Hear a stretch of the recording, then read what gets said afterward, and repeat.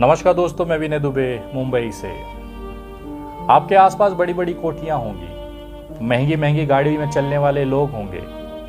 जितने भी आसपास आपके अमीर और एकदम रईस खुद रसूखदार लोग आपको दिखते होंगे ना, चाहे वो पॉलिटिक्स में हो, चाहे वो बिजनेस में हो, चाहे किसी भी क्षेत्र में हो, जिस दिन उनकी सांसें बंद होती है ना, वो अपने साथ एक रुपया भी नहीं ले जा सकते। यहाँ तक कि जो कफन उनके ऊपर होता है उसको भी वो अपना नहीं पहन सकते। 4 लोग मिल के पहनाते हैं, 4 लोग उठा के ले जाते हैं। फिर किस चीज़ का लालच आप मन में रखकर एक ज़मीन के टुकड़े के लिए 2 इंसानों की हत्या कर सकते हैं, 2 बहनों का सुहाग उजाड़ सकते हैं और छोटे छोटे मासूम बच्चों का भविष्य आप अंधकार में कर सकते हैं उस ज़मीन के टुकड़े के लिए, ये जानते हुए भी कि वो ज़मीन का टुकड़ा आप कहीं लेकर जा नहीं सकते। चंद नोटों की कीमत का रखने वाला वो ज़मीन का टुकड़ा इंसान की ज़िंदगी से ज़्यादा कीमती हो जाता है। मैं बात कर रहा हूँ किशनगंज के बहादुरगंज इलाके के अल्ताबारी क्षेत्र के मिलनास की। एक छोटे से ज़मीन के पारिवारिक टुकड़े के विवाद में पहले शकील का मर्डर कर दिया जाता है, हत्या कर दी जाती है। उस शकील के हत्या में जो चश्मदीद गवाह और जो पैरवी कर रहे थे, उनके सगे साले मिलनास को इसी 28 सितंबर को हत्या कर दी जाती है। सबसे बड़ा दुर्भाग्य क्या है पता है इस भारत के लिए? सबसे बड़ी शर्म की चीज़ क्या है पता है आपके और मेरे लिए? एक 3 साल का बच्चा अपने पिता के इंसाफ के लिए हाथ में मोमबत्ती और पोस्टर लेकर सोशल मीडिया पर आवाज़ उठा रहा है। इससे बड़ा शर्म वाला कोई घटना इस भारत में आप देखे होंगे? सबसे तकलीफ दे वाली चीज़ है कि एक 3 साल के बच्चे को मैदान में उतर के अपने पिता को इंसाफ दिलाने के लिए लड़ना पड़ रहा है। उसके हाथ में लिखा क्या है उसे ये नहीं पता। मोमबत्ती पकड़े हुए इंसान क्यों खड़ा होकर फ़ोटो खिंचवा रहा है उस बच्चे को नहीं पता। उसे नहीं पता कि ये जो हज़ारों लोग मेरे आसपास कैमरा लेकर खड़े हुए हैं वो क्या कर रहे हैं। जब उससे पूछा जाता है कि तुम्हारे पिताजी कहाँ हैं, क्या कहता है पता है आपको? देखिए। पापा को नहीं आया पापा? अल्लाह को चलेगा। अल्लाह को चलेगा। और रोज भी नहीं रोज भी।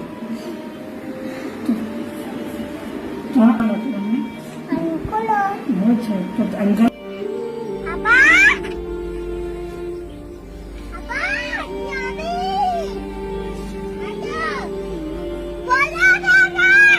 इस छोटे से बच्चे को ये भी नहीं पता कि अब उसके पिताजी कभी वापस नहीं आएंगे। जमीन का वो टुकड़ा कितनी ही जिंदगियां को सत्यानाश कर दिया, खत्म कर दिया, लेकिन ये भूख आप लोगों के अंदर, मेरे अंदर क्यों नहीं मिटती? ये जानते हुए भी कि इस जमीन के टुकड़े को, इससे मिले हुए नोटों को आप केवल अपने पेट की भूख के लिए इस्तेमाल कर सकते हैं, ये कहीं नहीं ले जाया सकता। लेकिन फिर भी हम लड़े पड़े हैं जमीन जायदादों में, नोटों में, इंसानियत को मार रहे हैं रोज। इस बच्चे को इंसाफ दिलाना हम सबकी जिम्मेदारी है। कुछ दिन पहले अल्ताबाड़ी में एक घटना घटती है। जमीन विवाद को लेकर एक ही परिवार के 2 गुटों के बीच में समझौता कराता है वहाँ का पंचायत। ये जो आपके स्क्रीन पे 1000 रुपये का स्टैम्प पेपर पे आपको कुछ लिखा हुआ सा दिख रहा है, यही है इस पूरे हत्याकांड की असली जड़। एक छोटे से जमीन के टुकड़े को, विवाद को लेकर एक पंचायत बैठती है। इस 1000 रुपये के टुकड़े के ऊपर उनकी जिंदगियां लिख दी जाती हैं। एक पक्ष मुकर जाता है, शकील उसके खिलाफ आवाज़ उठाता है। सारे जितने भी मुमकिन ज़रूरत रास्ते हैं उस सब पर जाकर वो खटखटाता है, चलता है, हर उस दरवाजे को खटखटाता है जहाँ से उसे न्याय की उम्मीद होती है। जब लगता है कि शकील अब हावी हो जाएगा, ज़मीन हमारे हाथ से छूट जाएगी, तो सामने वाला पक्ष शकील की आवाज़ को ख़त्म कर देता है, उसकी सांसें रोक देता है। ये सारा आरोप खुद मिलनास ने मैं मरने से पहले अपनी पुरानी वीडियो में कहा था। सुनिए मिलनास का वो वीडियो जो चीख चीख के गवाही दे रहा है कि मिलनास की और शकील के हत्याकांड में कौन आरोपी है। मामला हुआ था आज? मामला ये हुआ था, सबसे पहले तो वो लोग मर्डर किया। मैं घर में था नहीं, मैं जैसा सुना तो वहाँ से आ गया घर। तो उस दिन हम पहुँच नहीं पाए। हम प्रोसेस रखे थे कि माटी मिजिल मिले आने का बाद ही होना चाहिए, ठीक है। उसके बाद मेरा फ्लाइट 6 बजे से 6:15 से 8 बजे तक ऊपर उड़ान में था। मेरा मोबाइल बंद था।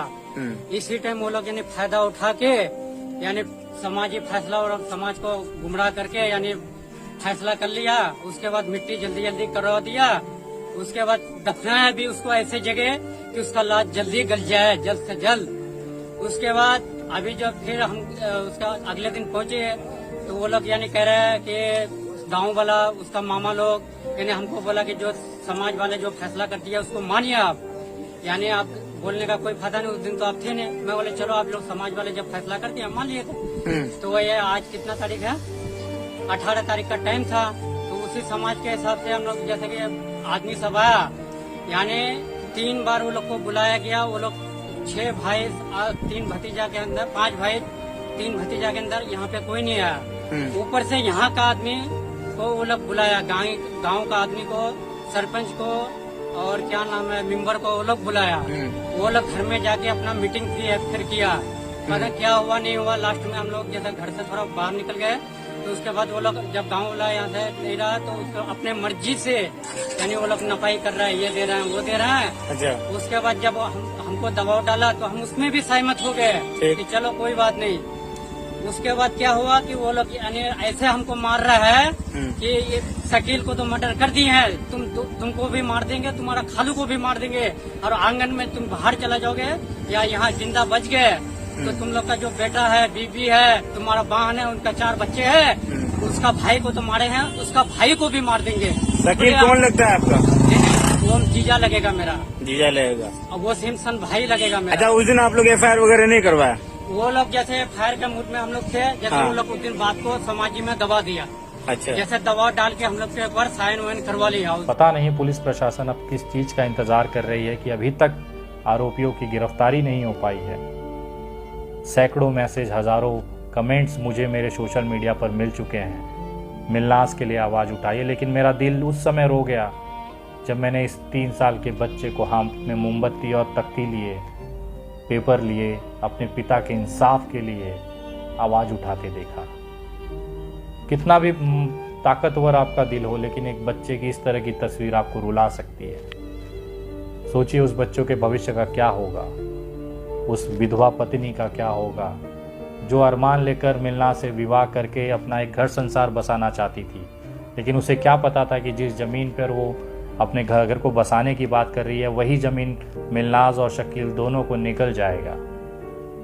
आज हम सबको इस मिलनाज और शकील के लिए आवाज़ बनकर खड़ा होना है। इन दोनों के साथ नाइंसाफ़ी तो हुई है। हत्या, किसी इंसान को मारना इंसानियत के लिए सबसे बड़ा खतरा है और आज भी आरोपी खुलेआम घूम रहे हैं। सोशल मीडिया पे कुछ वीडियोस मैंने देखी जिसमें उनकी पत्नी ये कह रही थी कि आरोपियों का ये धमकी है कि जो भी मिलनाज और शकील के लिए पैरवी करेगा हम उसको भी ख़त्म कर देंगे।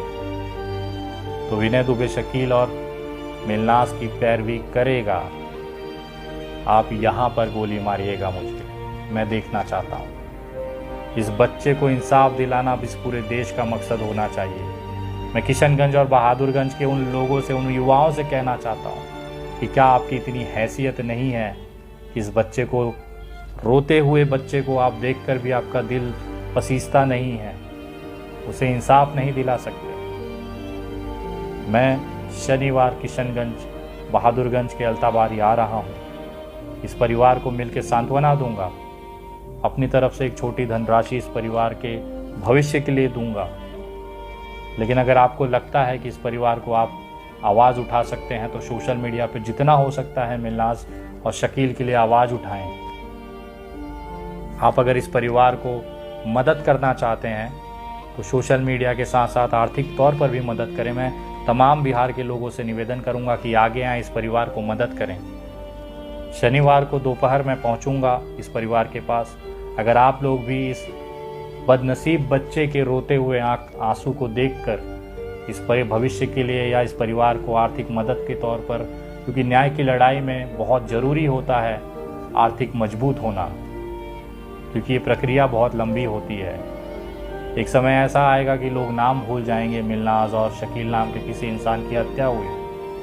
आपके द्वारा दिया हुआ ये आर्थिक मदद इस परिवार को न्याय के लिए लड़ते हुए वो ताकत देता रहेगा जो इस परिवार को सबसे ज़्यादा ज़रूरी है।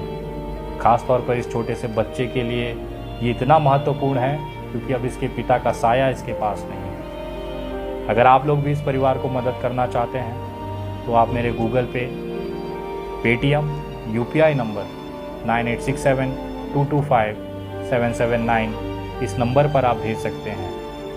ये जो स्कैन कोड है इस पर भी आप स्कैन करके आर्थिक मदद भेज सकते हैं। केवल शनिवार दोपहर 3 बजे तक ही आप ये आर्थिक मदद भेजें, क्योंकि उस समय पहुंचने के बाद आपके द्वारा भेजी गई ये तमाम धनराशि प्लस मेरी तरफ से जो मैं उन्हें करना चाहता हूं वो सब मिला के उस छोटे से बच्चे के हाथ में मैं रखना चाहता हूं और ये कहना चाहता हूं कि बेटा हिम्मत मत हार, पूरा देश तेरे साथ है और आखिरी सांस तक लड़कर हम मिलनाज और शकील भाई को इंसाफ ज़रूर दिलाएंगे, चाहे सामने कितनी बड़ी फौज क्यों न खड़ी हो। मिलनाज को इंसाफ मिल के रहेगा। तमाम लोगों से निवेदन करता हूं कि एक वक्त का नाश्ता कम करिएगा।